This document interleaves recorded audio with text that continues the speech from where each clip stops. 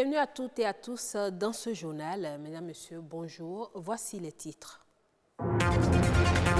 Une forme de procédé agricultural qui exclut l'utilisation des produits chimiques. Il s'agit de l'agriculture biologique. Nous en parlerons dans ce journal.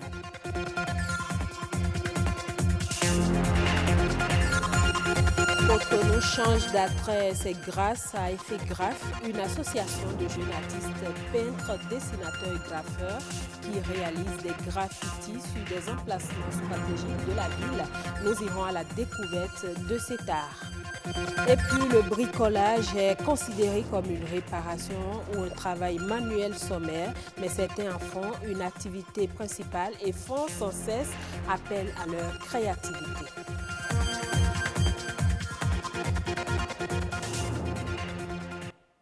Les efforts pour la protection de l'environnement touchent tous les secteurs d'activité, l'agriculture y compris. Ainsi, l'agriculture biologique, une forme de procédé agricultural qui exclut l'utilisation des produits chimiques.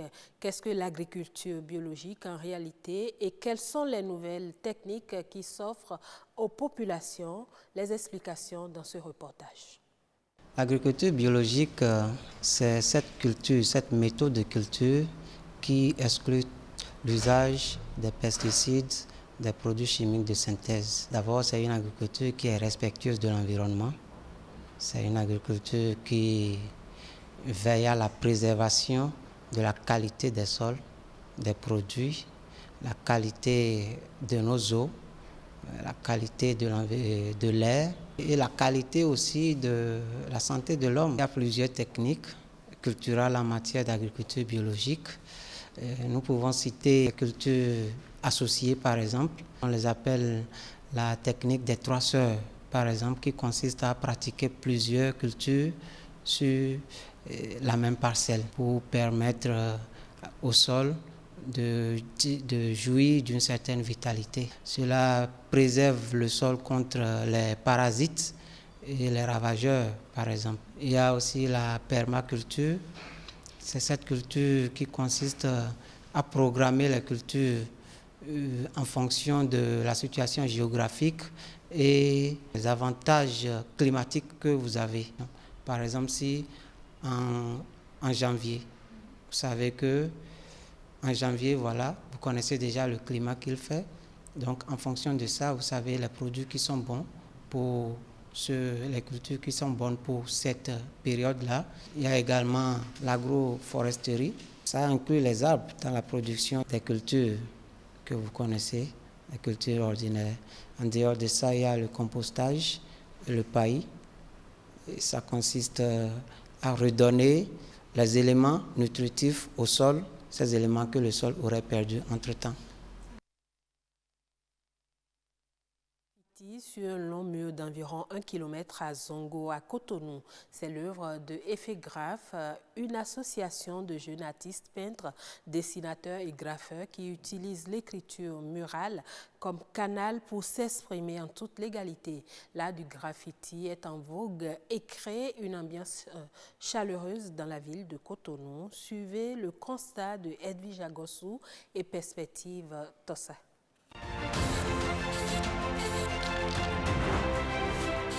Ils peignent les murs par passion et par amour de l'art. Le graffiti, c'est ce qui réunit ces jeunes.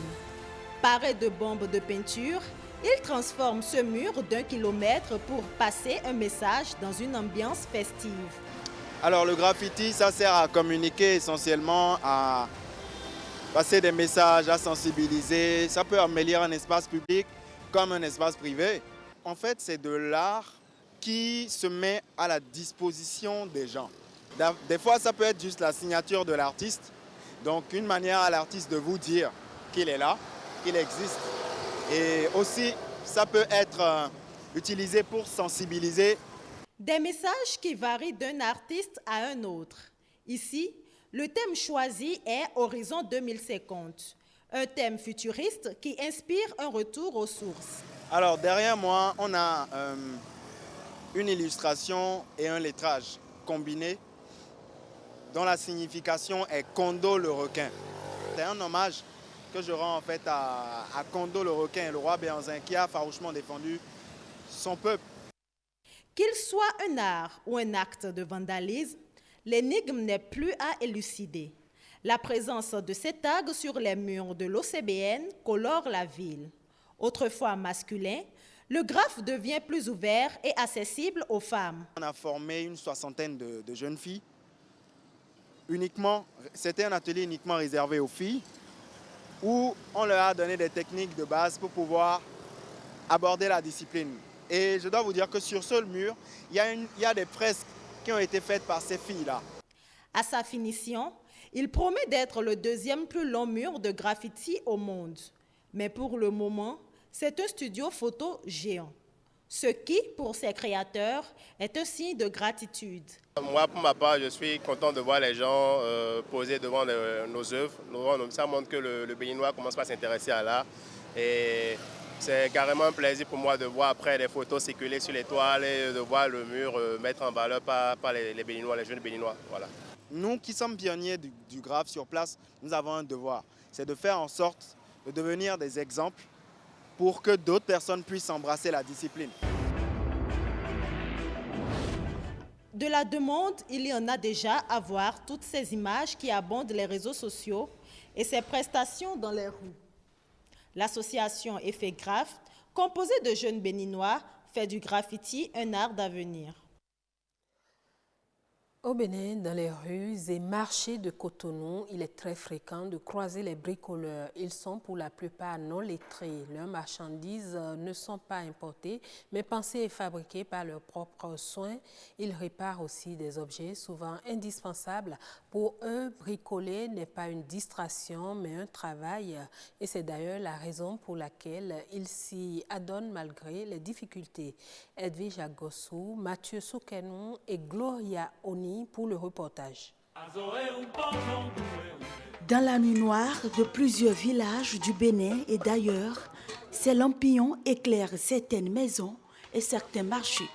Les fabricants de ces objets précieux pour le quotidien de plusieurs sont des bricoleurs. Ils recyclent pour la plupart les matières de fabrication. Cependant, ces bricoleurs ne fabriquent pas que des lampions. J'ai souvent besoin des boîtes en acier pour fabriquer des lampions. Ce fil de fer est issu des pneus des véhicules gros porteurs. Je rachète les pneus et j'extrais les fils. Avec l'alu recyclé, je fabrique les récipients qui servent à préparer le gâteau. Les matières recyclées pour la fabrication se font rares. Elles occasionnent parfois la hausse du prix de vente. L'alu est à 24 000 ou 30 000 francs CFA. La douzaine de ces boîtes est à 400 francs CFA. La douzaine de lampions est à 600 francs CFA. On inscrit en bricolage toute activité dont les matières de fabrication sont recyclées et dont les objets qui en sont issus ne sont pas industrialisés. Le forgeage aussi en fait partie. Je fabrique la hache, le burin et les gonds de porte avec le fer recyclé. Les difficultés peuvent freiner la motivation, mais ces jeunes créateurs et concepteurs n'entendent pas baisser les bras. Au cas où le fait chaud nous blesse, nous nous rendons à l'hôpital pour nous faire soigner. Ma difficulté est que je me promène souvent pour avoir les matières premières.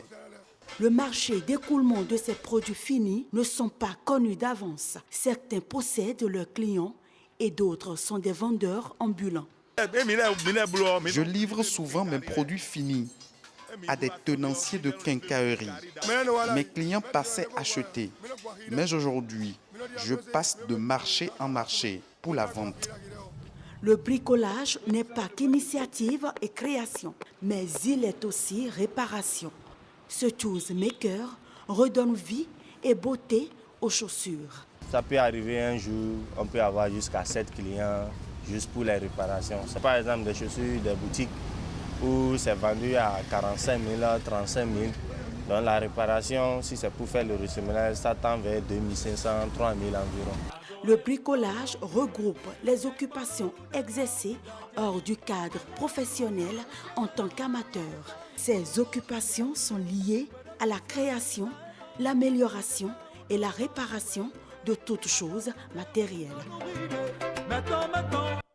À présent, La Nation en bref, c'est une compilation des faits marquants de l'actualité nationale réalisée et présentée pour vous par Amandine Aniambosso.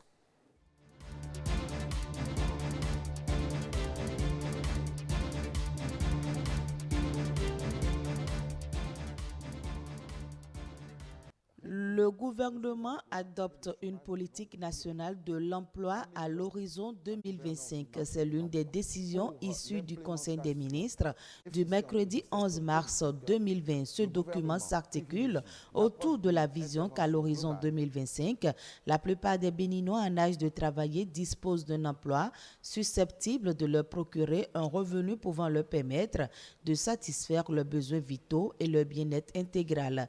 L'objectif général est de réduire de moitié d'ici à cette échéance le taux de sous-emploi de la population active ainsi que celui du chômage estimé à 2,3%.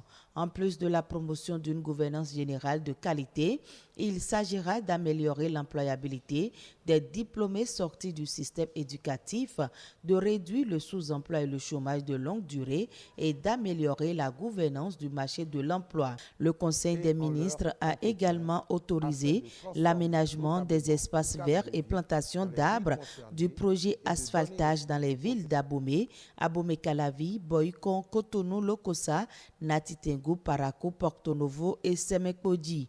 En plus du bitumage ou du pavage des voies primaires, secondaires et tertiaires dans les 9 villes concernées, le projet asphaltage comporte aussi un volet consacré à l'aménagement d'espaces verts et de plantation d'arbres en milieu urbain.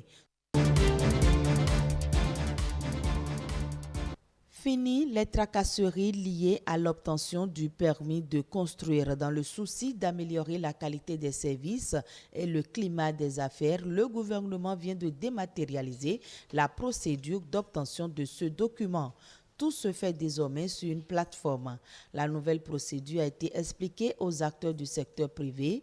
Ainsi, le permis de construire est obtenu en 14 jours à Cotonou et en moyenne en moins de 25 jours. Avec cette réforme, c'est une vingtaine de jours gagnés en termes de durée et 427 000 francs CFA économisés. Les ressources de certaines communes du Bénin vont connaître un accroissement. L'Association nationale des communes du Bénin, ANCB, vient de mettre en service des guichets uniques dans 12 communes. La cérémonie de mise en service a eu lieu à Toribo-Sito. Ces guichets uniques visent à favoriser l'accroissement des recettes non fiscales des communes bénéficiaires à travers un meilleur suivi et une meilleure sécurisation des flux financiers.